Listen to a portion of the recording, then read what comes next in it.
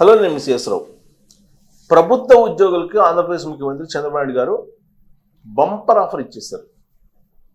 వారానికి 5 రోజులు పనిచేస్తే సరిపోతుంది అనేది ఇంకొకసారి ఎక్స్టెండ్ చేస్తారు ఆయన. యాక్చువల్గా ఆంధ్రప్రదేశ్ విడిపోయిన తర్వాత హైదరాబాద్ నుంచి అమరావతికి ఉద్యోగులను తీసుకెళ్ళడానికి కొన్ని రకాల బెనిఫిట్స్ని చంద్రబాబు నాయుడు గారు ఇచ్చారు.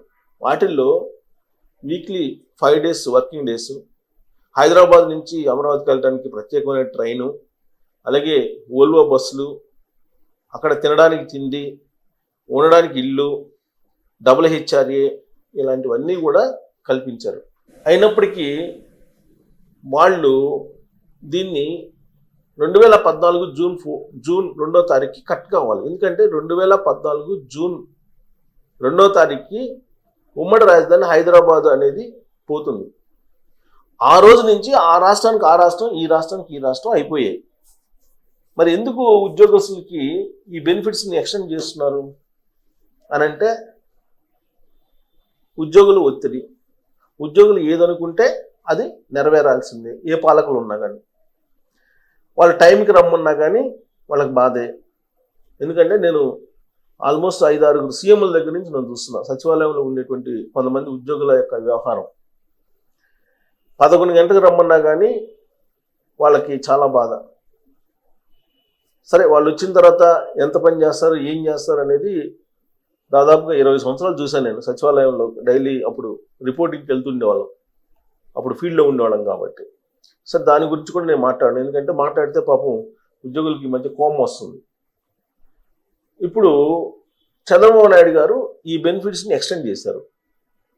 ఆల్రెడీ జగన్మోహన్ రెడ్డి గారు వచ్చిన తర్వాత ఆయన ఎక్స్టెండ్ చేశారు అప్పట్లో. ఇప్పుడు చంద్రబాబు నాయుడు గారు 4వ సారి ముఖ్యమంత్రి అయిన తర్వాత ఈయన ఎక్స్టెండ్ చేశారు.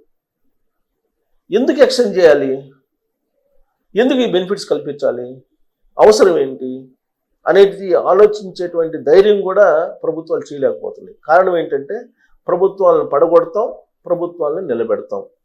ఇదే మాటలు ప్రభుత్వ ఉద్యోగులు కొంతమంది. ఇక ఇప్పుడైతే కొంతమంది ప్రభుత్వ ఉద్యోగ సంఘాల నేతలు కొత్తగా ఎన్నికైనటువంటి వాళ్ళు, మీరు మాకు పాత బకాయిలు ఇవ్వాలి, స్పాట్లో మా పాత బకాయిలు ఇవ్వకపోతే మేము ధర్నాలకు దిగుతాం, ఆందోళనకు దిగుతాం అనేటువంటి హెచ్చరికలు కూడా ఆల్రెడీ జారీ చేసేశారు. ఆ ఒత్తిడిని తట్టుకోలేక 6,500 కోట్లు ఏమో ఇచ్చారు ఈ మధ్యకాలంలో చంద్రబాబు నాయుడు గారు. ఇంకొక 10,000 కోట్లు 15,000 కోట్లు ఇవ్వాలి వాళ్ళకి. ఎందుకు? పాత బకాయిలు.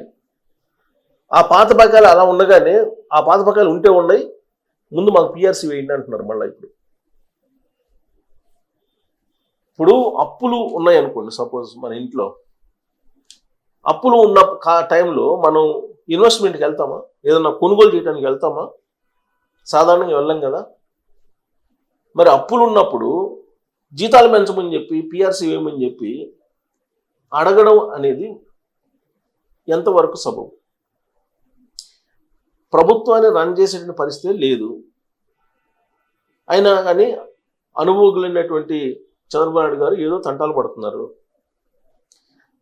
తెలంగాణ ముఖ్యమంత్రి రేవంత్ రెడ్డి గారు అయితే చాలా క్లియర్గా చెప్పేశారు, నన్ను కోసినా 1 పైసా నేను ఇవ్వలేనని చెప్పారు. రకరకాల కోరికలతోటి తెలంగాణ ఉద్యోగులు రేవంత్ రెడ్డి గారి దగ్గరికి వస్తే, రేవంత్ రెడ్డి గారు చాలా క్లియర్గా చెప్పారు, 1వ తారీఖు నేను జీతాలు ఇస్తున్నాను, గత ప్రభుత్వం ఇవ్వలేదు. ఇప్పుడు మీరు బెనిఫిట్స్ డిమాండ్స్ తీసుకొచ్చి మాకు జీతాలు పెంచమని చెప్పి, లేదంటే పిఆర్సీ వేయమని చెప్తే నా వల్ల కాదు.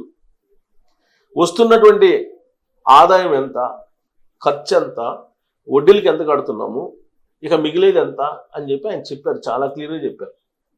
సో కాబట్టి ఇలాంటి పరిస్థితుల్లో పట్ట కోసినా కానీ, నన్ను కోసినా కానీ 1 పైసా కూడా ఇవ్వలేను, మీరు అర్థం చేసుకోండి అని చెప్పారు. అర్థం చేసుకుంటారని నేను అనుకుంటున్నానని చెప్పి ఉద్యోగులకు చెప్పారు.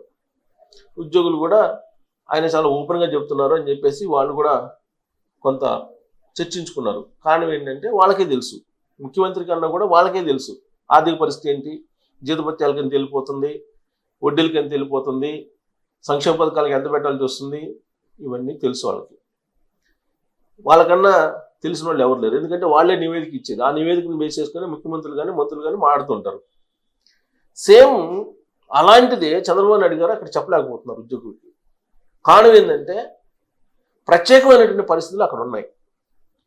కులం ప్రాతిపదికన ఒక గ్రూపు, మతం ప్రాతిపదికన ఒక గ్రూపు, ప్రాంతాల ప్రాతిపదికన ఒక గ్రూపు, ఇలా రకరకాలుగా విడిపోవడంతో పాటు పార్టీలు వైజ్గా పార్టీల పరంగా గ్రూపులుగా ఏర్పడ్డాయి అక్కడ. సపోజ్ ఇప్పుడు తెలుగుదేశం పార్టీ లేదా కూటమి ప్రభుత్వం అధికారంలో ఉంది. ప్రతిపక్షంలో ఉన్నటువంటి వైఎస్ఆర్ కాంగ్రెస్ పార్టీకి సంబంధించినటువంటి సానుభూతి గ్రూప్ ఏం చేస్తుందంటే ఇప్పుడు ఉన్నటువంటి ప్రభుత్వాన్ని బదనాలు చేసే ప్రయత్నం చేస్తూ రూలింగ్లో ఆటంకాలు కలిగిస్తున్నారు కొంతమంది. ఇది ప్రభుత్వానికి పెద్ద తలనొప్పిగా మారింది ఇప్పుడు.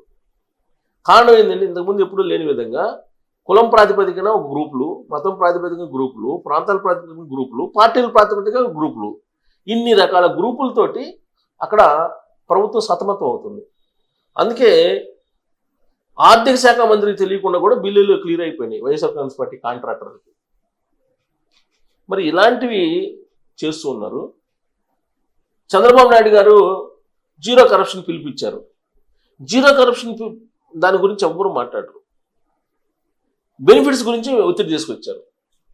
బెనిఫిట్స్ గురించి ఒత్తిడి తీసుకొస్తే ఆ ఒత్తిడికి లోనైనటువంటి చంద్రబాబు నాయుడు గారు ఎక్స్టెండ్ చేశారు బెనిఫిట్స్ని. వారానికి సేమ్ అన్నీ, ఇంకా వారానికి 5 రోజులు వర్కింగ్ డేస్, రావడానికి పోవడానికి ప్రయాణం ఉచితం, అలాగే తినడానికి తిండి ఉచితం, ఆడ ఉండటానికి ఉచితం, ఏదో డబుల్ హెచ్ఆర్ఆర్లు, ఇంకన్నీ చాలా ఉంటాయి వాళ్ళ బెనిఫిట్స్. అవన్నీ మళ్ళీ ఎక్స్టెండ్ చేశారు. ఏంది, బైఫర్కేషన్ చట్టం ప్రకారం 2 రాష్ట్రాలు వేరైపోయినప్పటికీ కూడా ఎందుకు జరుగుతుంది ఈ పరిణామం అంటే రాజకీయంగా వాళ్ళకి యాంటీ అయితే కనుక వాళ్ళు ఏదో చేస్తారు అనేటువంటి అభిప్రాయం ప్రభుత్వాల్లో ఉండిపోయింది. కానీ అది వాస్తవం కాదని నేను చాలా సందర్భాల్లో చెప్పాను. వాళ్ళు ఉండేది 3%, లేదంటే వాళ్ళ ప్రమేయంతో వాళ్ళ ఇన్ఫ్లుయెన్స్ తోటి అయ్యేవాళ్ళు ఇంకొక 3% ఉంటారు. ఈ 6% సాలిడ్గా ఒకరికి ఉంటారంటే ఒకరికి ఉండరు. కులం ప్రాతిపదికన ఓట్లేసే వాళ్ళు ఉంటారు, మతం ప్రాతిపదికన ఓటేసే వాళ్ళు ఉంటారు, అన్ని రకాల ఆలోచనలు ఉండేవాళ్ళు ఉన్నారు. సాలిడ్గా ఓట్లు వేయరు వాళ్ళు. ఎందుకనంటే ఆల్రెడీ వైఎస్ఆర్ కాంగ్రెస్ పార్టీకి 2024 ఎన్నికల్లో బాగా ఓపెన్గా వెంకటరామరెడ్డి అన్న అతను సపోర్ట్ చేశారు. ఆయనకు ఉండేటువంటి టీం మొత్తాన్ని వైఎస్ఆర్ కాంగ్రెస్ పార్టీకి అనుకూలంగా మలిచేలాగా ప్రయత్నం చేశారు. అయినప్పటికీ ఏమైంది, సీన్ కట్ చేస్తే.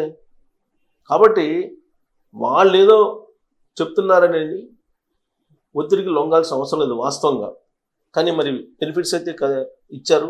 చంద్రబాబు గారు బెనిఫిట్స్ ఇచ్చారంటే మరి మనం కావాలలేము. ఎందుకంటే ఆయన అనుభవజ్ఞులు కాబట్టి ఆయనకుండే ఇబ్బందులు ఆయనకు ఉంటాయి.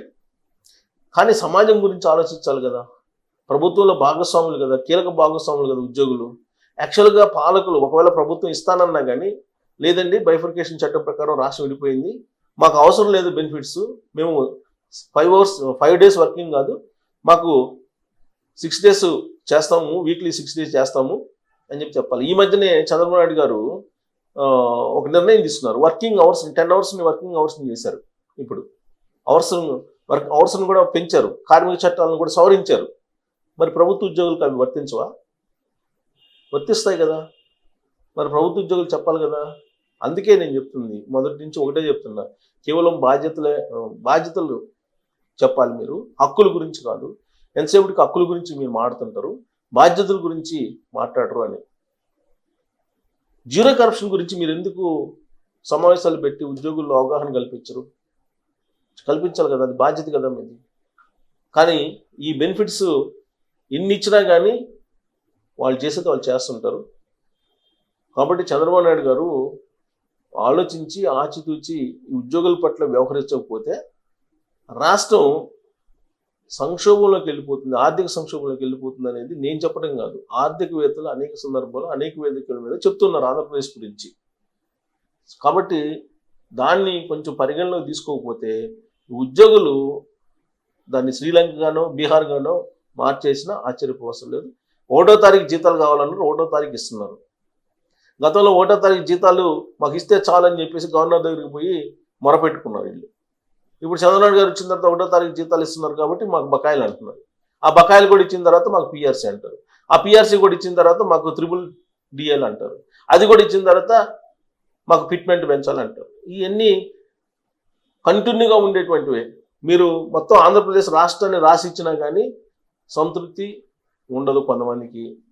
సో కాబట్టి ఎక్స్టెన్షన్ చేయటం, దాన్ని వెనక్కి తీసుకుంటే బెటర్ ఏమో అనేటువంటి అభిప్రాయం సర్వత్రా వ్యక్తం అవుతున్నటువంటి క్రమంలో దీని మీద మీరు కూడా కామెంట్ చేయొచ్చు. Thank you.